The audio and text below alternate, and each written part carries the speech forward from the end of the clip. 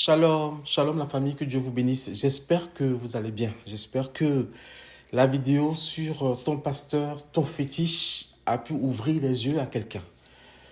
Euh, Aujourd'hui, on va parler d'autre chose. Seigneur, je veux bénir ton nom. Je veux te rendre grâce pour ce temps que tu rends possible. Merci de toucher quelqu'un par cette exhortation au nom de Jésus. Amen.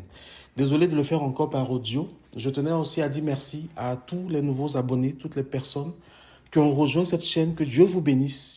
Que Dieu vous bénisse. Je prie que vous qui aviez des entreprises, que Dieu bénisse vos activités, que Dieu bénisse vos entreprises dans le nom de Jésus.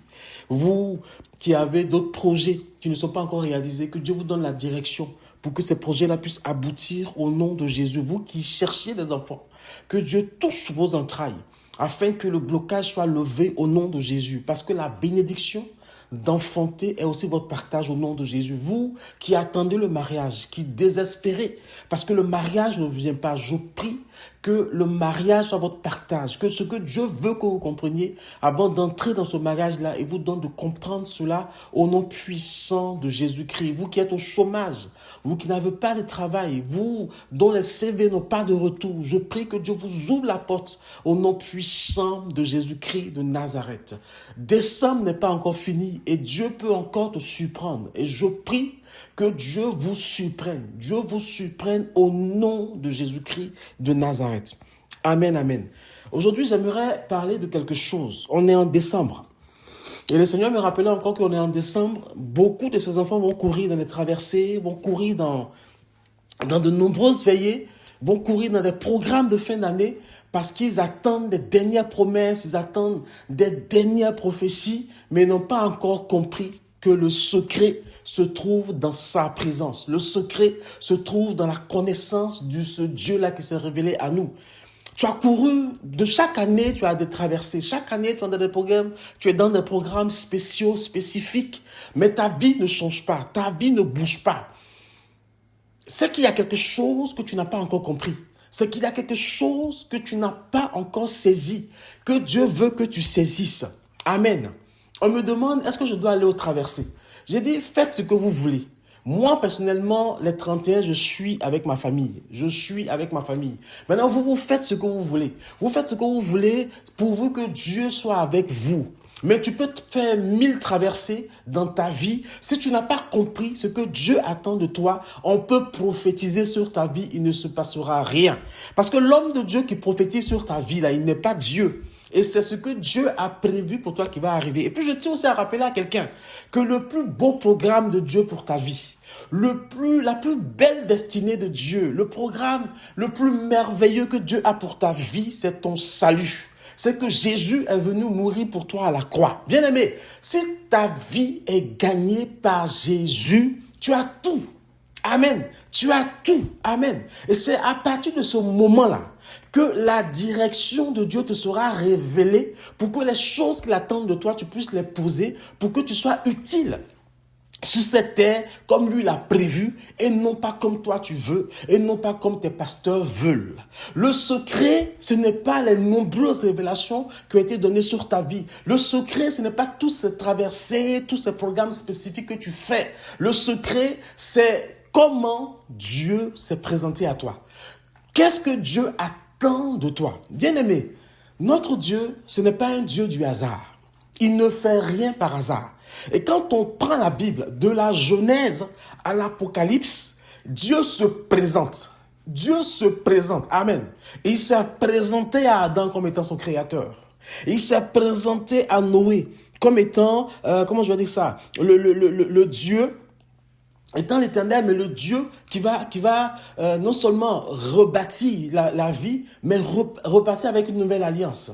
Mais il s'est présenté à Abraham comme étant le Tout-Puissant dans un premier temps. Comme étant le Tout-Puissant dans un premier temps. Et après, il s'est présenté à Abraham comme étant El Shaddai, le Dieu Tout-Puissant. Il a dit, je suis le Dieu Tout-Puissant en Genèse 17. Marche devant ma face et sois intègre. Donc, il s'est présenté comme étant El Shaddai à Abraham. Il s'est présenté comme étant El Olam à Abraham. Pourquoi Dieu se présente quand il vient à toi? Il s'est présenté à Moïse comme étant Yahweh, je suis celui qui suis. C'est comme ça qu'il s'est présenté à Moïse. Il s'est présenté comment il s'appelle, Jacob, comme étant le Dieu qui est avec toi. Il dit, je serai avec toi. Jacob allait découvrir le Dieu qui n'est plus le Dieu de son père, qui n'est plus le Dieu de ses ancêtres, mais qui sera le Dieu qui sera avec lui. Pourquoi? Pourquoi quand Dieu vient à nous, il ne vient pas tout de suite avec des miracles et des prodiges, mais il se présente. Parce que, comme je l'ai dit, le plus important pour Dieu, c'est notre salut. Le plus important pour Dieu, c'est qu'on le découvre comme il est. Le plus important pour Dieu, c'est qu'ils veulent qu'on comprenne sa nature. Ils veulent qu'on adopte sa nature. Ils veulent qu'on adopte sa mentalité. Ils veulent qu'on le connaisse. Amen. Parce qu'il est d'abord le Dieu qui est. C'est pour cela qu'il s'appelle Yahweh. Yahweh, je suis celui qui suis. Je suis ta respiration. Je suis ta vie. Il est d'abord le Dieu qui est dans ta vie avant d'être le Dieu qui fait dans ta vie. C'est pour cela que on ne peut pas connaître Dieu et puis se lamenter. On ne peut pas connaître Dieu et puis se plaindre de sa situation. On ne peut pas connaître Dieu et puis être déçu de Dieu. On ne peut pas connaître Dieu et puis être là tout le temps triste parce que les choses qu'on veut n'arrivent pas. Non. Si tu connais Dieu, tu vas connaître ses attributs. Tu vas connaître son caractère. Tu vas connaître sa personnalité. En tout cas, la part de la personnalité qu'il veut révéler à toi. C'est pour cela que Dieu veut qu'on le connaisse. C'est pour cela que Dieu se révèle à nous. C'est pour cela que Dieu se présente à nous. Parce que ce qui est important, c'est qu'on soit sauvé. C'est qu'on soit dans l'intimité. C'est qu'on apprenne à le connaître. C'est pour cela que David a dit à son fils, connais le Dieu de ton père et sers-le. Tu ne peux pas attendre de quelqu'un que tu ne connais pas qui réalise des choses dans ta vie. Tu ne peux pas servir un Dieu que tu ne connais pas. Bien-aimé, le secret pour que ta vie bouge, c'est que tu connaisses ton Dieu. Le secret pour que ta vie avance, c'est que tu connaisses ton Dieu. Le secret pour que ta vie ne soit plus une vie qui tourne en rond, c'est que tu connaisses ton Dieu. C'est parce que tu vas connaître ton Dieu que Dieu va te donner la direction pour atteindre l'objectif qu'il a fixé à ta vie. La Bible dit que Jésus a dit, les autres là, qu'est-ce qu'ils disent de moi? Je pense qu'on a fait une vidéo dessus sur ODS. Qu'est-ce qu'ils disent de moi? Les uns disent que tu es Jean-Baptiste, les autres disent que tu es Élie, les autres disent que tu es ceci. Et puis ils disent ça, tout ça là, c'est bien. Mais vous, qui dites-vous que je suis? C'est ça qui est important. De la manière dont tu vois Dieu, le Dieu qui fait va agir dans ta vie. De la manière dont tu connais Dieu, le Dieu qui fait va agir dans ta vie. Mais ce que Dieu veut que tu fasses, c'est que tu le connaisses d'abord. C'est que tu puisses le connaître. C'est que tu puisses réaliser qui il est. Tu puisses comprendre ce qu'il attend de toi. Et ce qu'il attend de toi, c'est que tu comprennes que ton âme lui importe. Quand ton âme est sauvée, quand tu as trouvé ce royaume, quand tu as trouvé ce Dieu, quand tu passes du temps avec ce Dieu dans la prière, quand tu passes du temps avec ce Dieu dans la méditation, quand tu passes du temps avec ce Dieu au quotidien, c'est alors qu'il devient le Dieu qui fait dans ta vie. C'est alors que les desseins qu'il a prévus pour toi vont maintenant s'accomplir. Ça va devenir dans ta vie des sujets de prière que tu vas lui présenter. Il sera le Dieu qui fait. Quand Pierre a reçu l'onction, quand je dis l'onction, l'Esprit de Dieu, le baptême de feu avec l'Esprit de Dieu, et qu'il a pris la parole, bien aimé, tout son discours qui a ramené 3000 personnes à Christ, c'était le sujet du salut. Parce que c'est pour ça que Dieu est venu. Il a présenté Yeshua HaMashiach à ceux qui ne le connaissaient pas. Et ils ont été touchés. Et la Bible dit que dans les actes des apôtres, avant que les prodiges et les miracles ne se confirment dans la vie de ceux qui ont reçu Jésus, les apôtres présentaient Jésus. Les apôtres présentaient le royaume des cieux. Ils parlaient de l'évangile. Ils prêchaient l'évangile. Ils prêchaient la parole. Ils présentaient Yahweh. Ils présentaient Yeshua. Ils présentaient le Dieu qui est. Et une fois que le Dieu qui est accepté, il devenait le Dieu qui faisait. Ils avaient la guérison. Ils avaient des miracles et des prodiges parce qu'ils ont accepté le Dieu qui est. Bien aimé, dans ce mois de décembre là, tu veux que les choses bougent dans ta vie, connais Yahweh. Connais Yeshua, connais le Dieu qui est, le Dieu qui a donné sa vie par Jésus pour toi. Connais-le, cherche à le connaître, cherche à rentrer dans son intimité, cherche à savoir sa manière de penser pour toi, cherche à savoir la personnalité qu'il veut te révéler, cherche à savoir le caractère qu'il veut que tu portes. Connais-le, passe du temps de la parole, passe du temps dans l'intimité, passe du temps à chercher la face de Dieu et tu verras qu'il deviendra dans ta vie le Dieu qui fait. Amen. Amen. On a une manière de travailler chez ODS qui bien souvent ne plaît pas aux chrétiens. Parce qu'on n'est pas là à vous bombarder de révélations. Dieu parle, mais on n'est pas là à bombarder de révélations. On n'est pas là à dire, faites des offrandes, faites ceci tout le temps. Non. Ce que Dieu ne cesse de nous dire, que mes enfants reviennent à la parole, que mes enfants reviennent à moi, que mes enfants se connectent à moi, qu'ils marchent devant ma face, qu'ils soient intègres, qu'ils connaissent la sanctification. On ne cesse de dire ça. Et ça ne plaît pas aux chrétiens parce que les chrétiens attendent qu'on dise que dans 2 jours, je vois telle chose pour toi, dans 3 jours, je vois telle chose. On n'a même pas besoin de te dire ça. Si tu es dans l'intimité à Dieu, Dieu va te parler. Si tu es dans l'intimité avec Dieu, Dieu va t'orienter. Dieu va te dire, Dieu va te montrer des choses. Amen. Dieu s'est présenté à Abraham comme étant El Olam, comme étant après El Shaddai. Et quand il s'est présenté comme étant le Dieu Tout-Puissant, il a dit, marche devant ma face et sois intègre.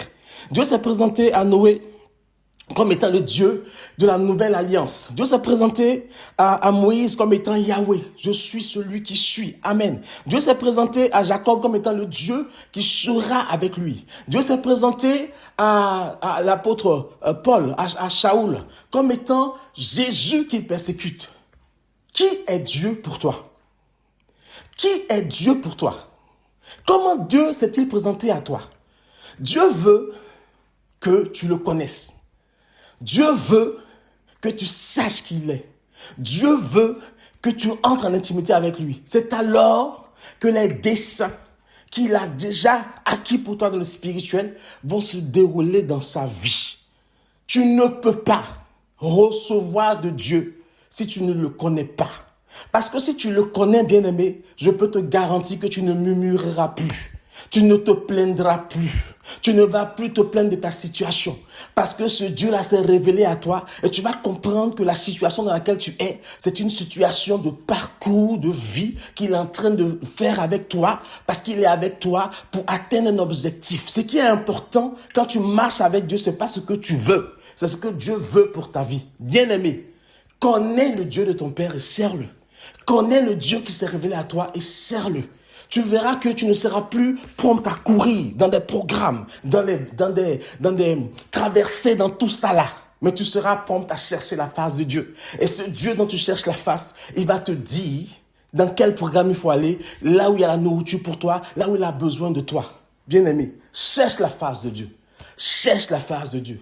Que Yeshua soit béni. Et j'aimerais que décembre là soit l'occasion pour toi de tout replacer devant Dieu et puis repartir dans une nouvelle intimité et je peux te promettre que tu ne seras pas déçu. Tu cherches des révélations, mais tu vas rentrer dans un niveau de révélation excellente. Dieu ne va pas te dire de dire à tout le monde, mais ça sera ton intimité. Ça sera ce que Dieu veut te dire à toi et pour toi. Amen. Que le nom de Jésus soit béni et cherche la nouvelle connexion avec Yeshua pour cette fin d'année, s'il te plaît. Yahweh Sabaoth, c'est notre papa. Et ce papa-là veut se révéler à toi. Il veut se présenter à toi. Laisse-le se présenter à toi. Laisse-le se faire connaître à toi. C'est alors que tu verras sa gloire dans ta vie. Shalom, shalom et à bientôt.